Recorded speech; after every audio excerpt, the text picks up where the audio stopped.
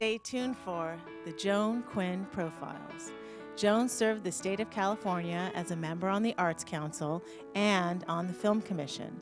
She was formerly on the Architectural Commission and fulfilled 2 terms on the Fine Arts Commission for the city of Beverly Hills.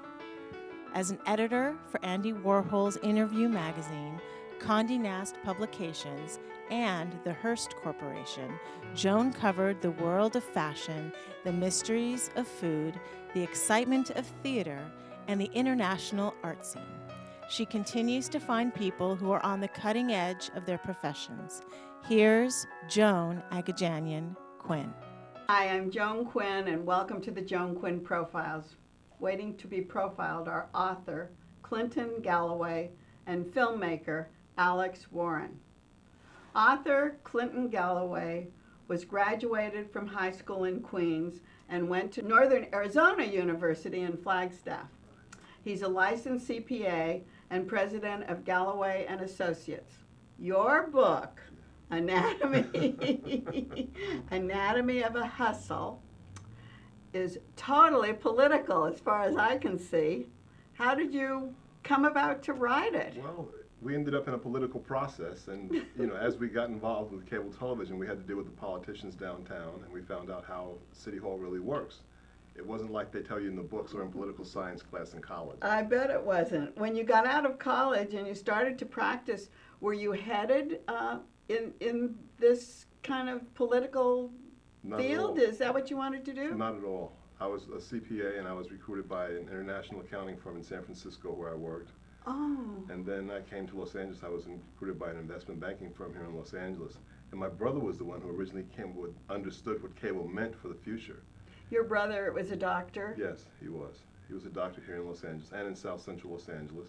And he understood what cable could do to improve the quality of life for people. Well, tell us just a little bit, because we're talking about Anatomy of a Hustle. We didn't go on to say cable comes to South Central LA, right, which is what the whole idea of your book is. Yes, it's about cable television, but it's really about the political process that goes on downtown when the average citizen goes down and brings an idea that you think you can improve your community, you think you're doing something good, and you find yourself being battled by those who you thought were supposed to be supporting your community. I think that's one of the, did your brother see that also? Yes, he did. He saw it firsthand, because I got involved after he did. But he wanted to bring cable to South Central. Absolutely. And why would you want to bring cable to South Central? He saw the power that cable was going to have. I didn't see it at first, because I was surprised that people would pay to watch television, and I told him that. But he was my big brother, so I decided I would do what he told me, and he knew that the value of information and education, and he saw that cable would become the next newspaper. But it had nothing to do with CPA, did it? Except that you could raise your money from there, couldn't you? Well, I was in investment banking. Right. So I was with the Beverly Hills investment banking firm, and that was why I was able to raise the kind of money we would need, $40 million, to do this kind of project. So you were able to come up with that money. So Yes. You were on that end, he was on the education end, and Yes. he was practicing down there, you said. Yes, he was. He was practicing down there, and he knew a lot of doctors, and medical issues in South Central are very important because people don't get the information or the kind of care they need. But we're talking about a book that's like, how much later is this? 20 years? 30 years. 30 years. Somebody would say, or it could be said, that you're sour grapes now because you missed out. Why would you write a book? Well, it took us 14 years to go through the process. Between the legal process, the United States Supreme Court, and the district court here in Los Angeles held the case for 6.5 years, and we never got a trial. Shortly after the case was ended in 1992, my brother contracted leukemia, and I had a brain tumor. Both of you got sick? We both got sick in the same year. And beginning of 1994, he contracted leukemia, which he subsequently passed from, and I had a brain tumor which I needed immediate operation on. And so after that was about getting ourselves together again. But it was about getting yourselves together, but was it already dead? Was your issue dead in South Central at that time? Yes. It was dead. It was dead. And then how did you go back? Because there are so many facts in this. I mean, I read it practically in one night because it was like, oh, I know these people, I know these people. I can't believe this is happening. But how did you get all those facts straight? Well, because I was an accountant, I kept all the documents from 1979 through the end of this case. Ah. And we put them on the internet. So we have 10,000 pages of documents and 8 hours of hearings that we had before the city council and the various subcommittees. Because I thought it was important that people see the actual information, not merely take my word for it. So your main thrust was for the minorities to have something in their area. That was the main thrust of what you wanted to do. This was something that was available all over the country, and in the poorest area that needed it the most, where they had no education, and it was about economic development. When you can pump in $40 million into a community, it means a lot of jobs and a lot of changes. So how are you going to do it? What were you going to do? We had formed a joint venture with the company that built the Hollywood-Wilshire franchise. So we already had the technical expertise. And that was from your company, where you were working? No, this was from another company that we had met. My brother met. That's what I mean. Oh, you met them. Yes, and they were already building the Hollywood-Wilshire franchise. I see. Our franchise was directly next to them, so therefore we could use the same equipment and the same construction crews, and they had experience in the business. So it gave us the opportunity. We had the ability to raise money because my brother was a doctor and I was an investment banker. And then you came up against big politics in City Hall. That's exactly it. Mayor Bradley was there then. Mayor Bradley was there, and and it's not only the mayor, but it's the people who are friends of the mayor, because they came as using the mayor as their support to say that you have to give us part of your company. And I want to say one thing. Are you afraid for exposing all these people for the way they are? Some of them are gone. Some of them aren't with us. Some are still with us, and some of them are, we were warned when we got into this, we were warned by the FBI that there were some tough people involved on the other side. That's what I was wondering. And, again, I came from New York City, so I'm not really that afraid of most people. So. I just got chills because I got scared talking about it, having you talk about it. But really, it's my responsibility to do that. It's the responsibility of the citizen when the government gets out of line for the citizen to stand up and say there's something wrong here. And that's all we could do. The only way we had was to go and seek the protection of federal courts. But we didn't know that the federal judge was friends of the mayor's. I was just going to say, probably you had a standstill at the federal courts, too. Yes. When we filed the case was originally filed in 1983. She dismissed our case. What was our judge's name? Consuelo Marshall, yeah. who ultimately became the Chief Justice here in the district court. She just left the court, didn't she? Yes, she did. And they had a nice thing about her civil rights record, and Yes, and I went to it. I went to it. Okay. I went to when she stepped down and George King came in.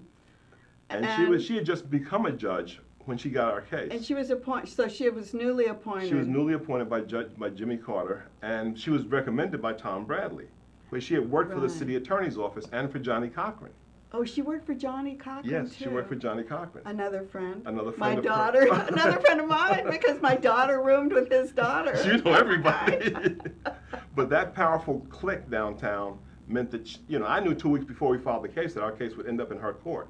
Oh, you did know that? Yes, because I also But it wasn't very long. 2 weeks isn't very much time, is it? Well, I mean, it's to know in advance that someone's going to receive your case who you know is going to be against you. It's kind of a surprise. Because the person who told me she had offices with her husband. Oh, so you knew. I knew. You knew. And he told me what was going to happen. She was going to dismiss the case, and we had to appeal it. So we had to take it up to the United States Supreme Court to come back down and get a hearing. She refused to give us a trial. And there was nothing we could do since we were in federal court already. That was the protection. No civil rights organization stepped up for us at any point in time. I want to go through these names. Sure. Because I want to go through a list of names because you named so many people. And then just give me a thumbnail because I don't want to miss out on this. We talked about Tom Bradley. Right. Okay, Johnny Cochran. Yes, Johnny had basically, he was very tight with the mayor. The mayor had appointed him to the airport commission, and he was really the mover and shaker in town. And so Johnny was the one who said that we wouldn't do any business unless we gave part of our company to the friends of the mayor's. Oh, so it came down to that. Maxine Waters, she was in that area? Maxine Waters, we talked with Maxine. She said, regardless of the civil rights or the constitutional issues, this is a city issue and I'm not going to get involved. Oh, because she was in Washington. Right, she was in Washington. And she was actually an assemblywoman, but she recommended her husband, Sidney Williams, to come and be involved with us. Oh, she did? Yeah. Who later became ambassador to? Yes. But, we didn't want to be involved with politicians' friends and things like that because he didn't have anything to offer to us.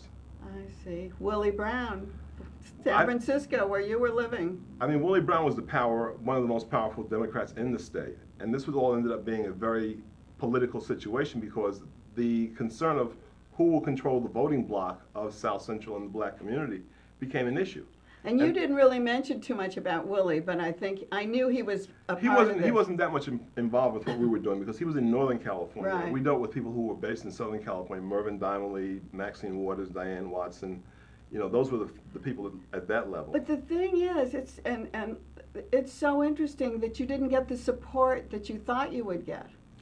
Well, we didn't get any support out of any of the civil rights organizations, and we didn't get any support out of anyone other than ourselves. So they didn't think that this was a humanitarian or civil rights issue, bringing education to South Central, where they were having crime and problems? Which goes on today. But they were concerned about Mayor Bradley because he was running for governor in 1982. Oh, right. When this was all selected, he was running for governor. So they were trying to hush this up and keep it quiet so that no one would know what he was doing. I see. So then we had Danny Bakewell. Oh, Danny, I'm sorry. And Danny Bakewell was the head of the Brotherhood Crusade at that point. And he wasn't. He wasn't doing anything. I mean, these people didn't even understand what cable was. But they told us that unless we gave them 2/3, not 20% or 15%, 2/3 of the company, that we couldn't do business And here. you brought it. And the other one that you mentioned so much was Channing Johnson. Channing was working for the city. He was the deputy to Councilman Robert Farrell when we started this.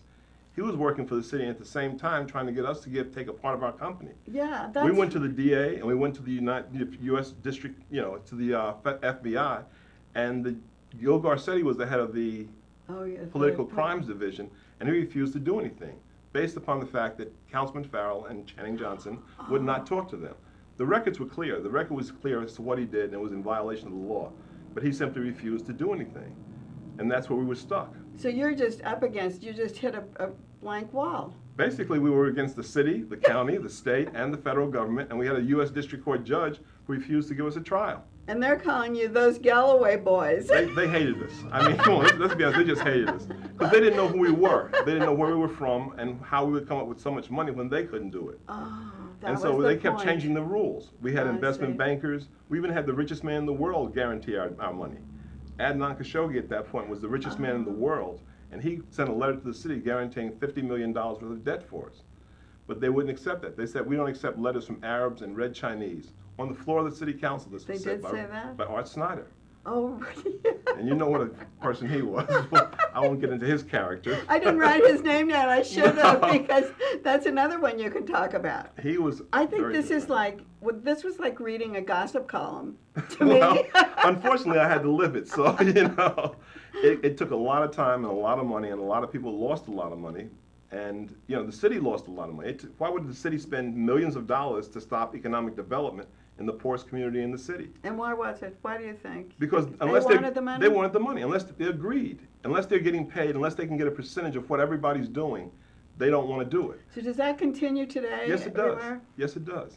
But then this whole thing we're talking about ends up at K&B, yes. Kaufman and Broad, who were builders. Yes, they were in the real estate business. They had no interest in constructing anything, and they never did do anything in cable.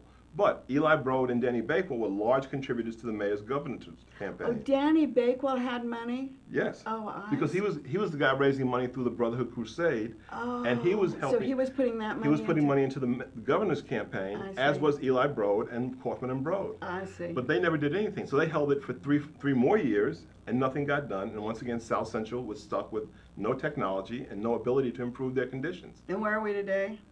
We're in the same situation. They have cable television, but the fact is they don't control the images that come to them because they don't control the distribution. I see. And one thing I'll say, Rupert Murdoch said, is if you want to control what goes on television, you need to own that part of that television. And that's what he's done. He's controlled. And that's what he's done. And so his vision is what you see on television. Yeah. The image that people in South Central have and to improve their own community is not there. It's not the image that they should be seeing. No. They don't create their own image. If you can't create your own image, are you truly free? I see. When others decide what you are and who you are. Well, I think everyone has to read Anatomy of a Hustle. I hope they'll take a look. And talk about Clinton Galloway. Thank you so much. Thank you for being with us. It's been a pleasure. Thank you. And don't go away. We'll be right back with filmmaker Alex Warren.